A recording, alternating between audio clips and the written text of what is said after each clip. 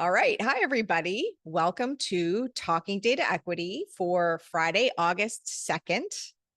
My name is Heather Kraus, and I'm the founder of an organization called We All Count. And the purpose of We All Count is to help anybody that's working with quantitative data or quantitative evidence generation figure out how to assess and improve the equity in those data projects. And one of my favorite things that We All Count does in terms of offering trainings and building tools is we host Talking Data Equity on Fridays. And the idea behind Talking Data Equity, which is what you have found your way to now, is to create a space where we can have informal, impactful, practical conversations about what is working and what is not working in terms of figuring out ways to align the choices that we're making in our data projects with the values and the lived experiences that we're trying to embed. And sometimes we discuss specific topics or specific techniques, and sometimes we have guest speakers. And there is always an opportunity for you to share with us the ideas that you would like us to talk about, guest speakers that you would like to hear from. And you can do that whether this is your very first time ever coming to Talking Data Equity, or if you come on the regular. I'm going to give you two links in the chat, and then I'm going to introduce you to today's guest speaker. The first link I'm going to give you is the link to our Data Equity Forum, and that is where we post the recording of today, as well as all kinds of resources. And also in that forum, you can always ask questions about data equity, questions that are related to this conversation or questions that you might have in the future. And just like Talking Data Equity, it's not a membership site. You don't have to pay money to join or ask a question. It's a public good, so jump on in. Second thing I'm going to share with you is the Talking Data Equity homepage, where you can put in your requests for what you want us to talk about, guest speakers you'd like us to invite, and also check out the upcoming schedule. So having, last piece of logistics, thank you team, is that you can see that we run this as a Zoom meeting, which means that you all have autonomy over your videos and microphones. So you can turn video on and off and microphones on and off as it's going to serve your learning and your connection best. What we're going to ask is that because there's so many of us together for this hour, that you keep your microphone off for the first part while our guest speaker is sharing their slides, sharing their stories, that you keep your microphone off and you have any conversation or questions in the Zoom chat. And then when we get to the live question and answer period, that's where you can go ahead and turn your microphone on. All right. So now we're really done the logistics, and let me give a huge warm welcome to Frank. I didn't practice this enough. Frank Elavsky. Elavsky. Nice. Got it. Okay. We practiced it a little bit, but I didn't practice it enough. So Frank Elavsky, thank you for your generosity in my learning. And I'm really, really excited that Frank made time in his schedule today to join us. Frank is a PhD student and researcher at the Human-Computer Interaction Institute at Carnegie Mellon. That is a university in Pennsylvania in the United States. And also a consultant whose past collaborations include Apple's Human-Centered Machine Learning Research Group, Microsoft, Visa, HighCharts, and others. Frank's work lies at the intersection of interactive data visualization and accessibility, making analytical work more accessible for and alongside people with disabilities. He has a lot of projects, and we'll put links to all of these in the forum when we put up the recording, but his projects include Chartability, which is very cool, a framework for helping practitioners evaluate inaccessible visualizations, as well as something else called Data Navigator, which is a tool that helps creators make interactive visualizations more accessible for users of assisted technologies. He also advises on the Accessible Rich Internet Application Standards, which you may have seen there. That's ARIA. You may have seen that acronym. Working group as an invited expert in data visualization. So you can see that Frank thinks about a lot of the same things that a lot of you are thinking about and struggles with the same issue. And he has made time on this Friday in August to join us and share his thoughts. Frank, thanks so much for joining us. Thanks, Heather. Thanks for the intro. That was great. I've been working with data now for almost 10 years professionally. And about, I think, just a couple months in, when I first started a long time ago, I first learned about color vision deficiency, or what we call color blindness. And that was my first introduction to kind of this massive universe of work called accessibility. And I really care about color. I care about color a lot. And I was sort of, really, really interested in making accessible color schemes. For the first few years of my career, I always tried to play around with color and make it more accessible. And it wasn't until I got hired at Visa, and this was in 2018, I think, where it was a mandate that everything, top down at Visa, everything that they built, all their data products in over 190 countries had to be accessible. And that means that they had to be usable by people with disabilities. And the accessibility kind of standards that they followed at Visa, and still do, kind of have to conform to international standards, as well as national level differences in standards. And so it was really fun and exciting work, and I learned a lot.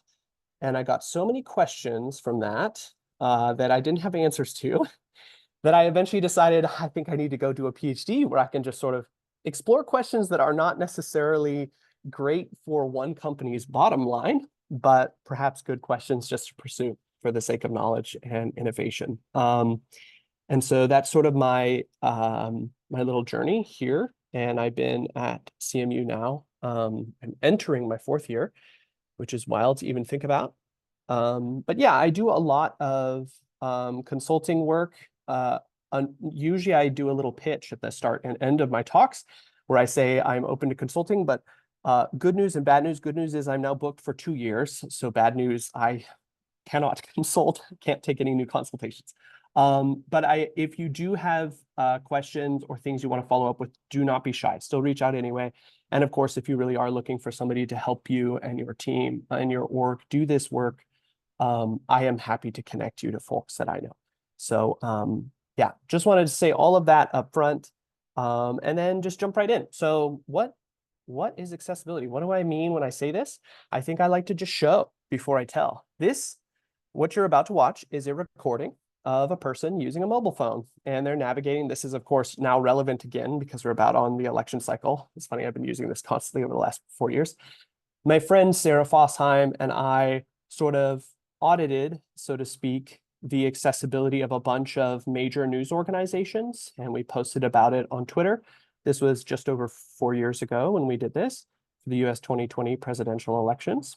And what you're going to see is somebody using what's called a screen reader to navigate a map, an interactive map of the United States that's showing election results. And it will play audio here, hopefully. Image. Image. Image. Image. Image. So I'm going to pause it here. It's a bit hard to see, but if you're familiar with the United States, in the Southeast, the state of South Carolina has what's called a focus indicator on it, which is kind of a thick white outline on the state of South Carolina. Now, this focus indicator has been moving as the user has been swiping their finger. And so it's been moving across states, but nothing has been read out, just the word image repeatedly. And this is because no alternative text has been provided that describes what the screen reader is actually supposed to read. Of course, if it's a map like this, you would at least want to say the state, so say South Carolina, and then whatever data is encoded. So in this particular case, we have, between Trump and Biden, it was lead, flip, or win. And those are the things that are encoded on this map. And so South Carolina, Trump won. So it should say South Carolina, Trump won. At least. And then, of course, any other contextual info that might be interesting or good to know could be thrown in there too, but that's at least what's shown visually. And I love this example because somebody solved the hard problem of building navigation into a map, but did not add alt text, which is so interesting to me because actually alt text is pretty easy to do. It's pretty easy to add to images and graphics, but making a complex interactive visualization navigable by assistive technology is actually hard. And so I think this is just a great example of how asymmetrical inaccessibility often is. There's never really just one thing that consistently happens. It's often quite complex. Sometimes stuff gets forgotten, things get deprioritized, sometimes bugs happen or mistakes. But most of the time, there is just a lack of knowledge by the people who make stuff. They just don't know what to do, what the right things are. So today, what we're going to talk about is I'm going to introduce you all to some concepts related to disability. It's important to kind of think about disability in a particular way that's helpful, especially for the work that we do, and especially in terms of equity. I think a lot of people frame disability in their minds in a way that could use some improving. And so hopefully I'll have some framings about disability that will be helpful. And then after that, we'll actually go over some really practical stuff. And so I'll borrow from my framework, Chartability, and we'll kind of do a little bit of evaluation so you can learn how to actually catch stuff in your own work, hopefully. All right. So accessibility, the reason we do it, I used to have discussions at the start of my talks. This won't be really too discussion heavy of a talk, but I would ask people, why do we do this? Why do we do accessibility work? Why don't people with disabilities do accessibility work? Or why do people do it at all, et cetera, et cetera? We'll just skip to the right answer, which is that accessibility is a human right, so we should do it. Oftentimes, some stuff may feel like it resists the bottom line of a business. Your quote, sometimes I am saying quote here because people have said this to me, doing stuff for a small minority of the population. And actually about 30% of people worldwide live with a disability. So it really isn't a small minority. I'd say that's a pretty significant portion of people. And it's also just a human right. So even from a business standpoint, it's not a great idea to exclude accessibility. But of course, just ethically speaking, it is the right thing to do. And that's why we should do it. So just wanted to start us off on the correct footing. There's a lot of great ways to argue and justify for this work, though, depending on who you're talking to. But this is the kind of cornerstone of really what we're doing. In the United States, it's funny, I thought I updated this slide. So actually it's 27% now of people. Oh no, I do have the next slide with the update. Okay, good. So pre-COVID, 26% of people living in the United States self-report living with a disability that affects their daily life. There's kind of what are called functional categories of disability. I added color vision deficiency as the top bar here also because that's just such a common thing in our field of data visualization that we end up talking about is, colorblind stuff. So I put this number in here as well. So 4.1% for color vision deficiency, about 4.5% of people are blind or low vision, almost 11% have cognitive or neurological disability in some way, shape, or form. The largest category is 13.7%, which is motor and dexterity, general mobility of your body. And then about 7.5% is vestibular or motion related, so balance and dizziness, things like vertigo, et cetera, as well as epilepsy, which is sometimes counted as cognitive neurological. And of course, these numbers don't add up to 26% because disability is intersectional. Oftentimes people have disabled identities. So somebody said, where does hard of hearing and deafness fall in? I do not have that data, actually, which is interesting. I don't know if That is such a good question. I don't have that data. Thanks for asking though in the chat. Um, so nowadays it's about 27%. So a new study came out in 2023. The previous one was pre-COVID. And actually cognitive neurological is on the rise. It's now the largest category. And I think that there's something about COVID that was a mass disabling event that we really can't ignore. And I also think that it's important to consider that, you know, a lot of disability is also framed in tandem with aging. So as we age, a lot of people age into disability. Some folks are born with it. Those are two different, you know, things that we need to think about. We can't always lump folks who are aging into the same category as folks who live with a disability, but it is important to consider how significant the overlaps are there as well. So yeah, I think that cognitive disability is at the heart of pretty much all other accessibility work as well. It intersects with everything we do when we work with technology. I think that making things cognitively accessible, but also just designing for considering human cognition, even outside of considering disability, is kind of the core part of what my field, human-computer interaction, and pretty much all interface-related work cares about. So super important to consider. And I just want to say that when we talk about accessibility and a practice like data visualization, there is a common assumption that only really visual or vision-related disabilities are things we should think about, and that's not true. Actually, non-visual design, narrative design, statistics, storytelling, how devices work, interaction design, performance, animation, and transitions, like every functional category for disability, and actually including deafness and hard of hearing, intersect with the way we should be thinking about design for visualization and accessibility. So yeah, I have this silly little model diagram really of how I talk about how it all fits together in a really big picture. So we've kind of seen the what, and the numbers hopefully help us understand that this work is important, and disability is, you know, it's not some small thing, right? We're talking nearly a quarter of all people in the United States, about 30% of folks globally. So how do people do this work? What are ways that different people get involved? What are different kinds of work? I had this little model where creators use tools and they make things. And as time goes on, we get more and more things, right? So there's this kind of shape for things here in this silly diagram that gets bigger as the diagram goes to the right, which is just kind of showing that over time we get more stuff.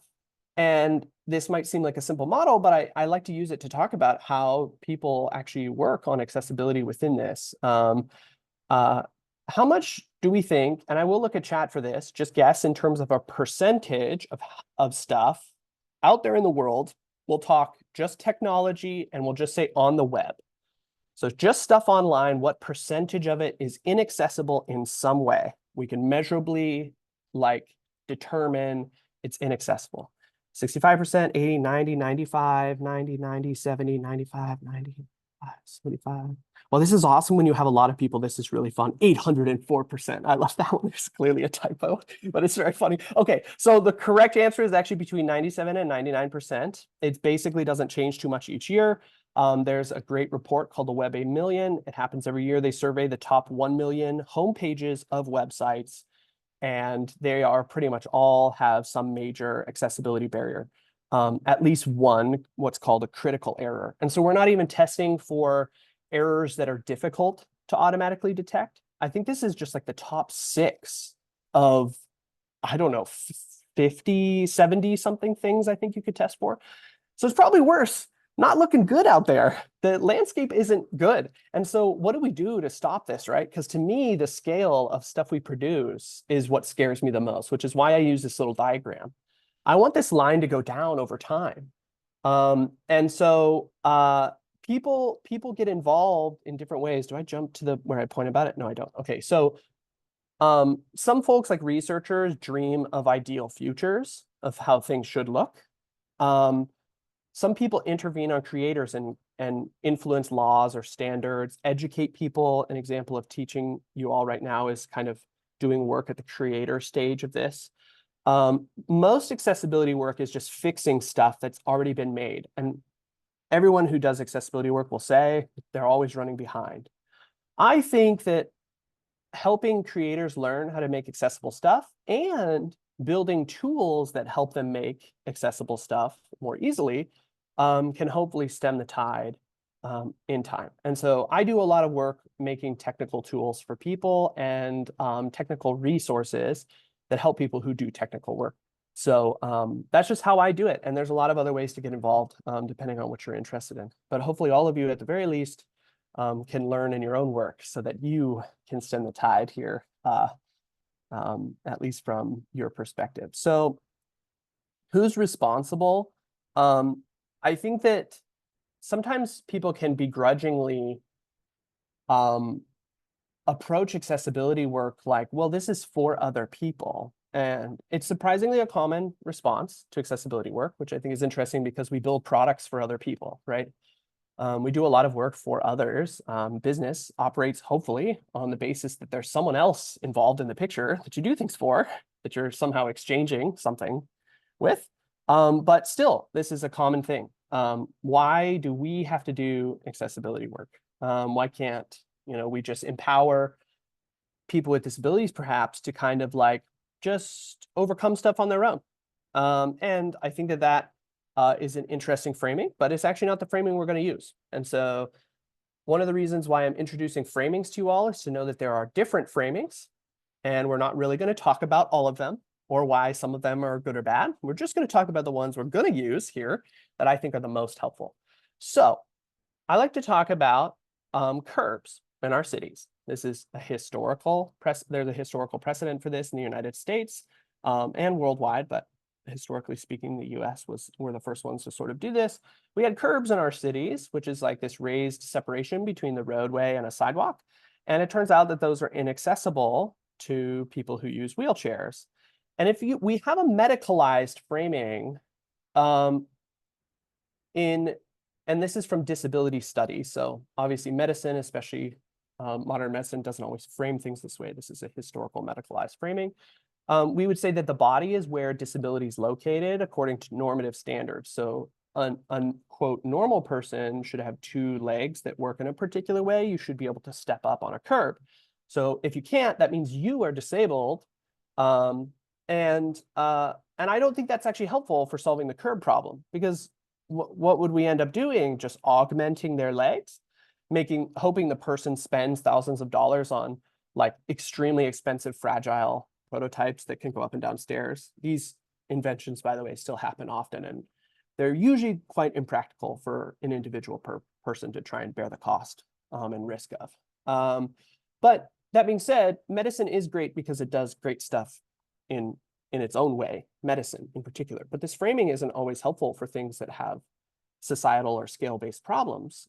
And so instead, we're going to turn to what's called the social framing, where we say actually the curb is the source or location where disability is produced. So actually, instead of talking about someone's body doesn't fit normative standards, what we do is we say, oh, there's something in the environment we have made, and that thing is a barrier for people. So we, socially, should do something about that. We should cut that curb. So that's what happened. Wheelchair advocates push lawmakers to involve people who use wheelchairs in the formulation of what we now know as like curb standards, and new infrastructure and city planning involves, and public safety involves the consideration of people with disabilities in the design. So turns out that, and we're going to talk a little bit about this in our next concept introductions, that cutting curbs is actually really good. And we call this the curb cut effect, where turns out we designed this intentionally for people who use wheelchairs, and actually curbs are largely good for everyone. So actually it's great that we did this work. So the next concept I'm calling ability assumptions. This is from a researcher, so this is kind of an academic sort of concept. But it's basically that there's this assumption, this kind of way of, it's a high-level model for thinking about how we design stuff.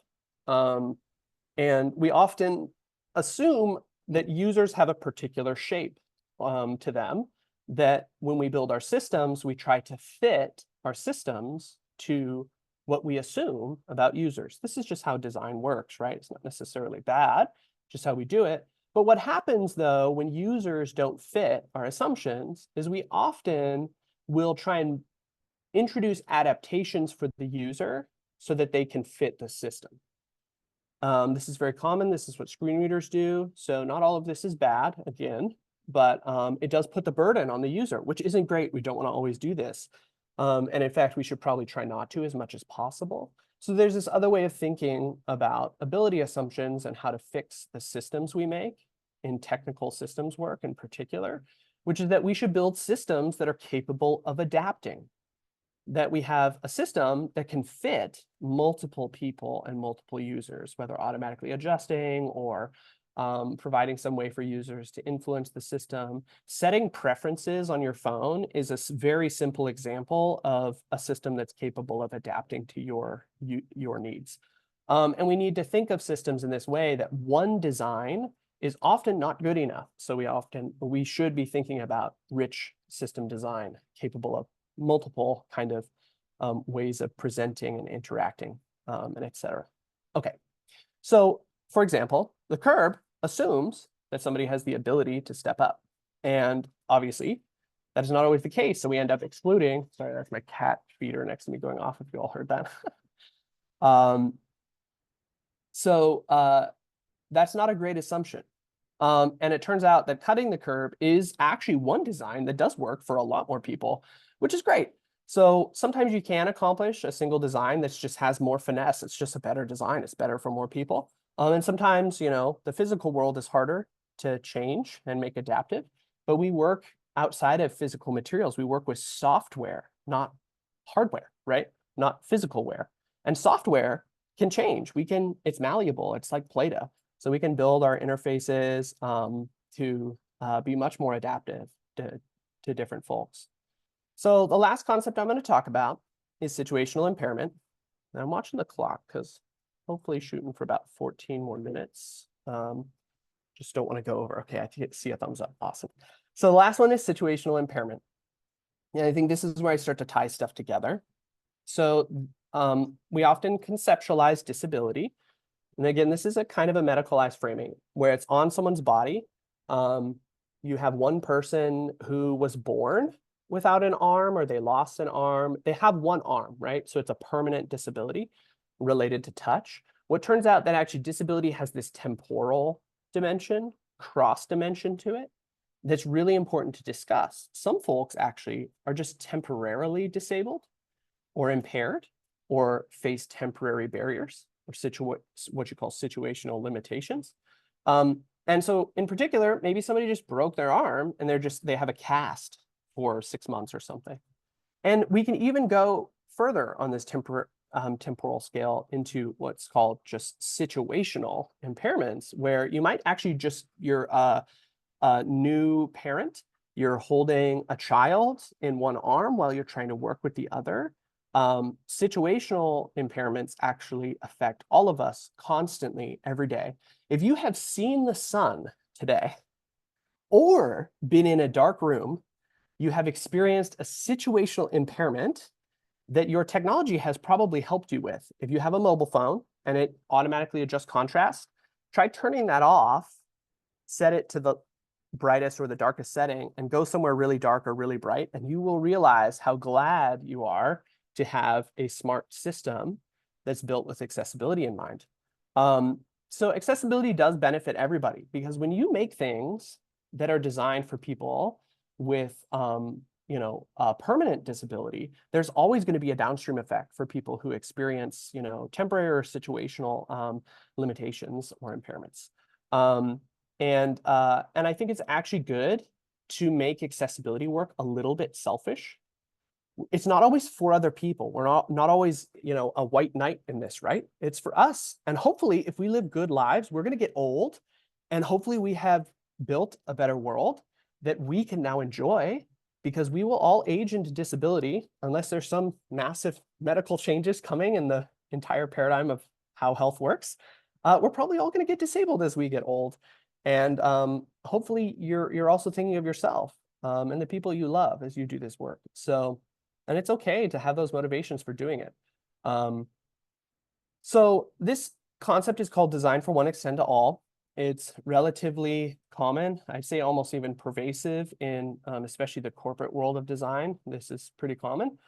These figures and this info is from Microsoft's Inclusive Design 101 toolkit. And I just want to say that it turns out that a lot of barriers in our world are shared. And it's important to think about that when you're encountering barriers, they might not be a barrier for you as a designer, but you're not designing for yourself, hopefully. You're designing for other people. And a lot of barriers are shared. So that means that, if you fix something that may seem like it's for a niche or small proportion of people, it's actually very likely for quite a lot of people. And it's good work to do. So how do we catch these barriers? And that is where we'll spend the last 11 minutes of this talk. And we're borrowing from my work on chartability and conceptability assumptions. Oh, that's funny. I pasted these in twice. Excuse me. Oh, I pasted them all in twice. That's awesome. I must have pressed Control V twice. Okay. So how do we catch barriers? Here's the next slide. The number one way, the real answer to that question is to listen to people with disabilities. It's very hard actually just to imagine come up with it's very common in design to use user personas. You can't just persona work your way through accessibility. And that's because the expertise acquired from using assistive technologies is often quite advanced. And unless you are trained to use assistive technology and interact with technology in a similar fashion as somebody who lives with a disability, you should probably just include people with disabilities in your work. And there's actually, as a note, my slides they're already public, so I'll share a link to them at the end. So if you want to catch any links to anything. So there's a lot of ways actually to listen to people with disabilities. Obviously, just ask them. You don't want to ask people if you're doing stuff like the wheel has already been built. You should go find out where people already are speaking or have already spoken on something. So there's lots of research you can dig into, blog posts, and of course, accessibility standards, right? Accessibility standards are things that are kind of tested throughout time and things that are considered a bare minimum. So if you want to listen to people with disabilities, I'd say start there. Start with standards. And as you get into stuff, you will, certainly if you work with data, like I do in visualization, you'll end up encountering things that are non-standard. And that's when you really reach out to people and hopefully compensate anyone you work with. Don't ask for free labor for people with disabilities. That's very common, so just don't do that. But yeah, lean into standards. So that's what we're going to talk about today, some pretty standard stuff and research-driven things. So I came up with this. It's kind of an evaluation toolkit called Chartability. It's for people who build interactive data interfaces and interactive visualizations. How do you kind of catch accessibility barriers in your own work or someone else's? So we're going to look at someone else's. This is a map from CNN. It's similar to the one at the beginning, which was The Guardian. It's an interactive map of the United States. It shows the current state of the presidential election results from 2020. And of course, these maps are super important, right? Like if you go and try and look up election information, it is almost always during election season in the form of data visualizations. And so if we want to include people with disabilities in being informed citizens, we need to build more accessible visualizations. And so that's what we're going to be digging into. There's this acronym in web standards called POUR, which I borrow from. It stands for perceivable, operable, understandable, and robust. These are considered like 4 pillars of accessible design, 4 ways to think about and organize finding accessibility barriers. And I add 3 new ones in Chartability that I think are pretty unique pillars to data work: compromising, assistive, and flexible. But we're just going to talk about the first 3 today. When you're trying to remember the acronym, you can remember just Chartability, or you can remember POURCAF like you're pouring a cup of coffee. If you Google either of these things, you'll get to the right resources. So perceivable, the way you frame this type of stuff in your head is just with 2 questions. They're pretty easy. Can someone perceive this thing I've made in multiple ways? And is each way easy to perceive? So there's a little checklist. You're going to check for high contrast, colorblind safe stuff, and then alt text. And high contrast is actually probably the most common error that I have found. I think I've run 120,000 tests with Chartability to date, and high contrast is the most common one. People, what high contrast is a comparison between a foreground and a background color. And in this case, on the left is a design that uses a light gray on white. And on the right, we see black text with a darker gray on white background. And that's higher contrast. It's easier to see. You can test this. It's actually standard tests. There's scores you're supposed to try and get that are different between text and elements. So text needs 4.5 to 1 contrast ratio. This text had a 2.95 to 1, so it's too low. Large text can be 3 to 1, so even if it was large text, it would still fail. And then geometries like shapes and stuff in our charts and graphs need 3 to 1. And these had 1.4 to 1, which means they were almost the same as the background color. Not great. So what you can do is you can just use like a color dropper tool, pull out the colors, drop them in a contrast checker. There's a lot of automated code ways to do this in code at Visa. We actually have some open source tooling for this too that we made. And so in this particular thing, actually, the only failures for contrast, it's actually pretty good on contrast. The only failures are when this red for Trump is used on text. And that's it. So actually, they did pretty good. You shouldn't rely on color alone. And I think that I didn't use the map on this example because, or maybe I did. Yeah, I did. Okay.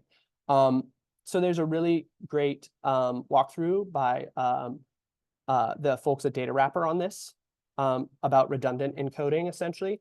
People with color vision deficiency, often the best approach is not to have a perfect color scheme. It's pretty hard to do, especially as you get more and more colors, but really actually to redundantly encode stuff. So use a dotted line and a greener color, and then use a solid line and a bluer color. So that's called redundant encoding, where you add multiple encodings for the same like category of data. And so in this particular case, you can't have redundant encoding on this map because they have like win and flip, and the flip has a texture here. But there are ways you can think about designing that can still allow differentiation. So if you turn your color design into grayscale, you should still be able to tell everything apart. And it gets pretty hard to know which states are Trump and which ones are Biden. And the division, the most important thing in the whole visualization is kind of where, who's actually winning in the kind of bar at the top. Some of the simplest things you can do is just to add little dividers between things. So in this case, it's already redundantly encoded left versus right. And so all you need to do is just make that redundant encoding stand out. So put a division between them and you're golden. So we can even test having a darker blue and maybe even just fixing this red while we're at it. So this is kind of my new design, a little darker blue, a little darker red. Here's what it would look like in grayscale, before, after, and then on the left, before and after. I still think that design on the right looks great. I use Photoshop for this, so I just kind of select it all. And I don't think it hurts the branding that they had going for them. And it's much more accessible just by default. So what about more than 2 colors? Pair contrast, which is color against color, is really hard because where the lines stack can become a mess. So I actually just sometimes think redesigning is the correct approach for color. So this uses position and what's called small multiples. I love small multiples. I think they're just a wonderful practice. You can also just separate colors. For this one, they're separated and they're not shared scale anymore, which I think is an interesting thing that Data Wrapper suggested doing. And then sometimes you can still keep color, but just have one color for emphasis. That's usually my favorite practice, is you have like all gray and then one really high contrast color. Yeah, I'm seeing a lot of folks say design is better for my eyes. Okay, the last thing you need to do for perceivable is just add alt text. Remember that very first video I showed? They just forgot alt text. Alt text is just a textual description that is added. It's called alternative because it's usually visually hidden. It's for screen readers. And you just add alt text. There's some great guides out there. The main thing you need to know is that you need to do it. There's so many good resources now that weren't there even 4 years ago, that if you just Google how do you write alt text for whatever in your data visualization or otherwise, you're going to get awesome resources. So you just need to know you need to do it. And the resources are there. So in this particular thing, exactly the same as the Guardian visualization, tons of things on the map and even interactive elements have absolutely no alt text. And so you shouldn't just use vision for communicating stuff, right? And so that's what alt text is for. It helps communicate content through audio. So yeah, recap, use high contrast, redundant encoding, reduce your colors and crowding, and add alt text. Okay, so here's some links for when you actually want to do this stuff. We're going to jump into operable. And the funny thing about operable is the questions are exactly the same as perceivable, just about operability. Can someone operate this thing in multiple ways?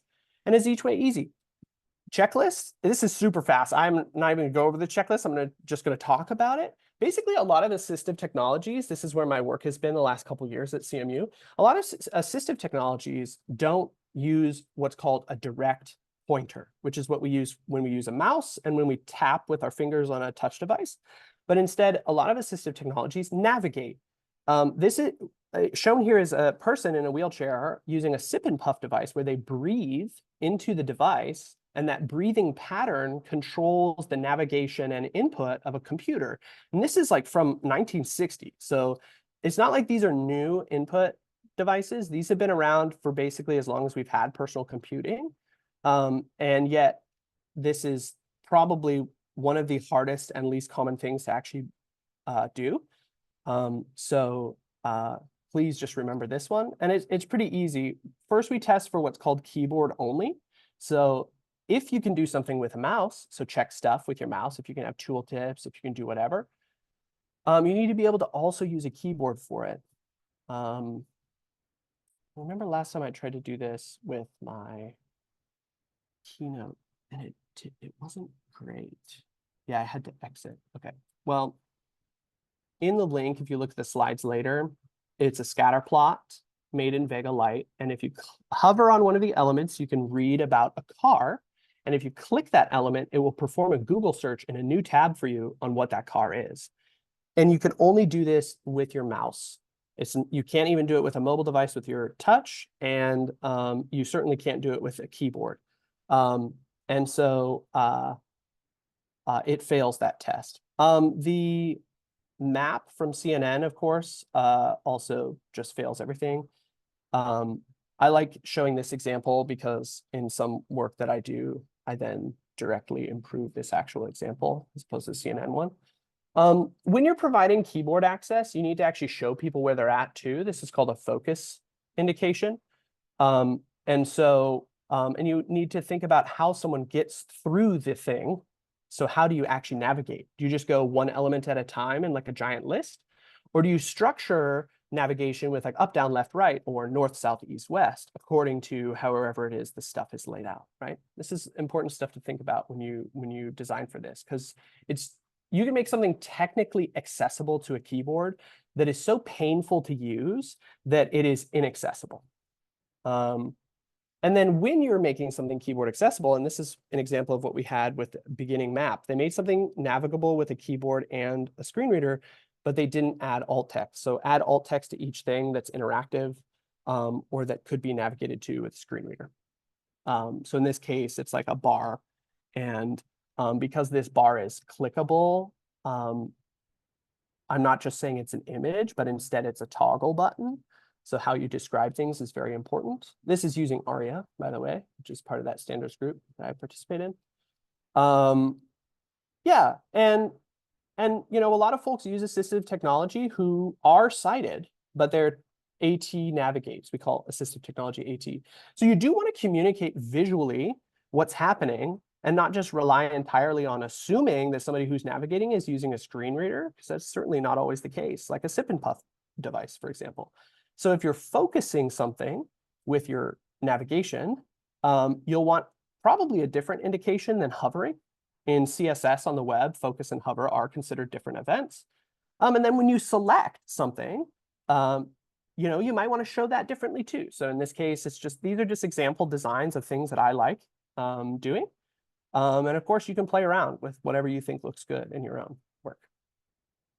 So in the original map, 54 different things only can be interacted with using one input type. Not great.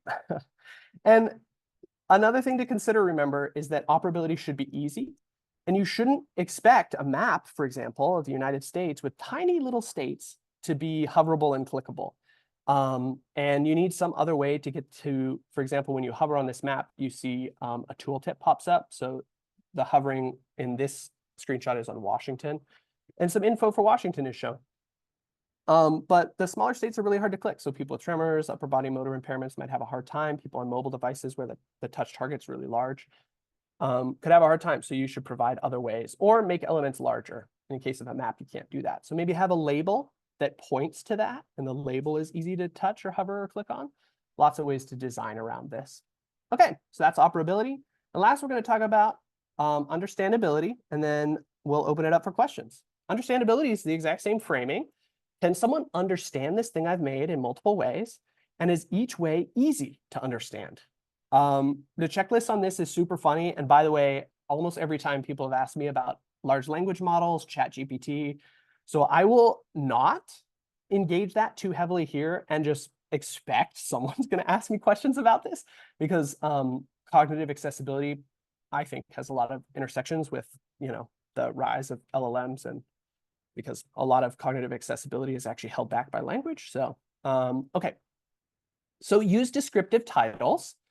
In this particular case, this is a chart. It says entropic force in EF units, non-normalized. What does that even mean? What am I supposed to look at? This is probably from some specialized domain in the sciences. It would just be better, even if you're in a specialized domain showing your chart to other domain experts, you still just have a descriptive title. So in this case, we've changed it to entropic force has increased exponentially, because at least that's the important thing about this chart. You know what's important about your own visualizations. And so you should make your, the text you provide in your visualizations communicate that importance, communicate the thing that matters about your visualization. Providing data tables or downloadable data is also huge, and it's pretty easy to do.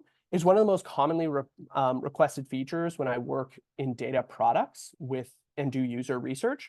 People just want downloadable data.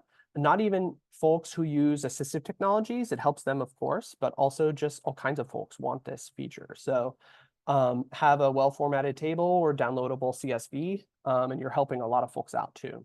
Then lastly, fix your technical language. There's actually some great heuristic-based and model-based ways to test for what's called a reading grade level. This is United States reading grade levels. International standards strangely use US reading grade levels, but you should actually try to target US grade 9 or lower in your language. And you can often reword things without information loss. So this is a tool that just shows you where in your writing the readability is too advanced, and you can play around in the editor directly to reword things until it gets better. So yeah, understandability recap. Use concise descriptive titles, simplify your language, and add easy to access data or tables. So this is chartability, and you've only gotten a brief intro. There's actually 50 total heuristics in chartability, things you can test for. There's a lot more, but I'd say just get started here, and you're going to be doing way better than pretty much everybody. You're going to be starting to stem that tide. The scale is going to go down, hopefully, fingers crossed, from 97 to 99%, even lower because of you. In some talks, I actually fully audit this. And the first time I did it, I found almost 1,000 in about an hour. So you can get surprisingly good at this. So don't give up. All right. Happy to take questions. Thank you so much, Frank. This has been incredibly valuable. There are many, many, many questions that are being asked. So before we even turn it over to questions, because I know some of you have to leave immediately for other appointments, I just want to reassure everybody that all of this material will go into the Data Equity Forum and you can continue to ask questions there. So if you don't get your question answered today, ask your question there. Dennis, go ahead. Thank you for waiting. I appreciate your time. Thank you, Frank. This is wonderful to have had. And as far as I'm concerned, you're welcome back anytime. This is a huge topic. There's no way we're going to get through everything at once. But to be brief, several people that I work with are under the understanding that in terms of making a document, web page, dashboard, graphic, something accessible, that there's some, what's the word I'm looking for? Some numerical standard that we have to achieve to kind of put it either pass, fail, it's accessible, it's not accessible. Mhm. Does that make sense to look at it that way? Should we aim for improvement over perfection? And this is keeping in mind, I would love to have local folks there directly ensuring that we've considered everyone's needs without putting the burden on them, like you said. But right now, we don't really have that. It would be great if we were able to do better by the direction of those who would benefit the most. Yeah. But in the absence of that, how can we do our best and with good intention and good faith? Such a good question. Some really great, wonderful people in the accessibility world of things have talked about exactly the thing you said, progress versus perfection.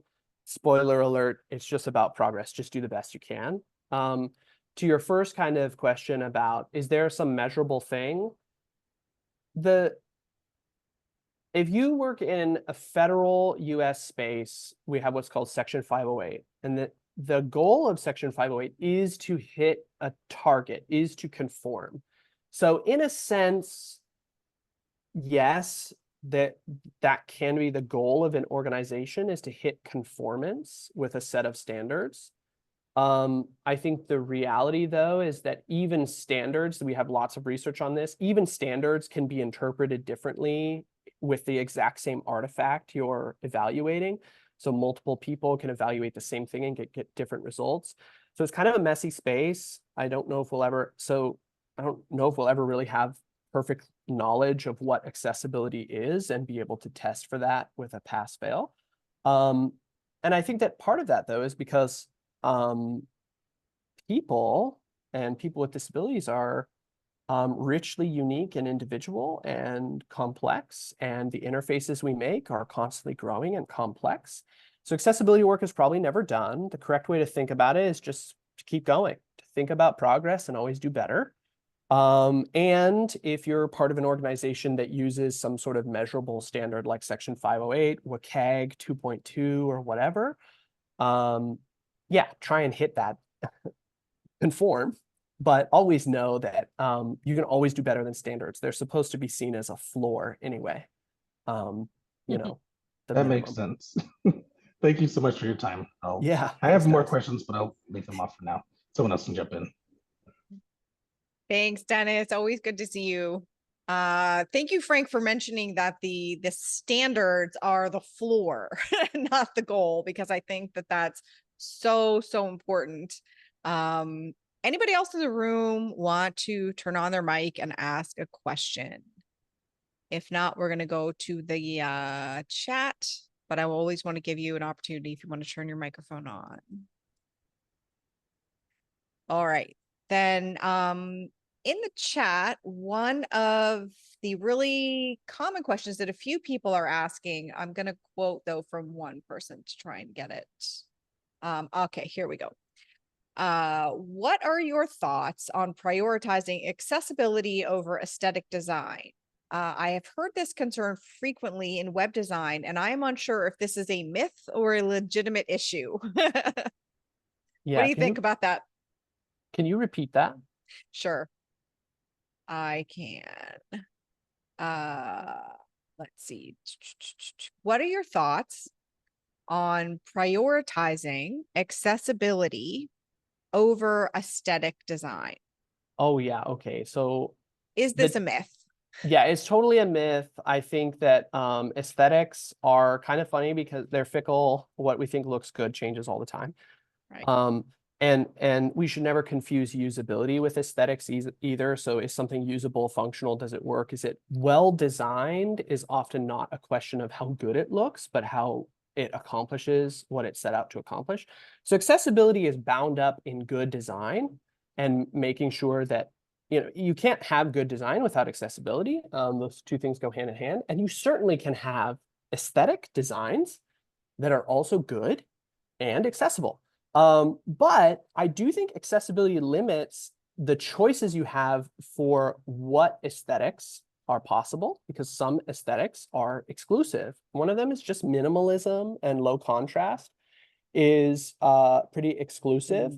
It excludes a lot of folks. But like I said earlier in the talk, you can design systems, if you do interactives in particular, that are capable of suiting different folks. So you could have, a super sleek minimalism mode that someone turns on, if that's what they want.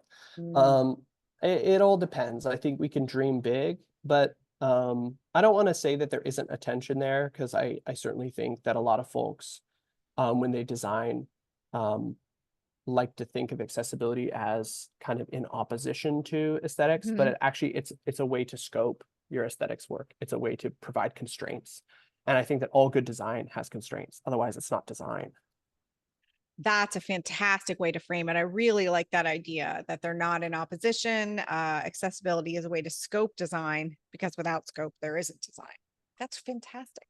We will end on that note because we always try and end on time, because lots of people have back-to-back meetings and we want to be respectful. I know you have more questions for Frank.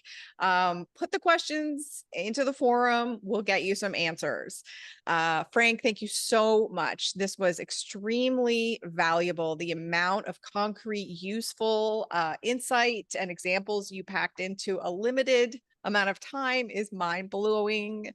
I really appreciate you spending your time with us, and Great. to everybody else who showed up and is such an important, vital part of this conversation and this community. It means the world to us that you're here, and we will see you really soon. Thanks, everyone. Bye, everybody. Thank you.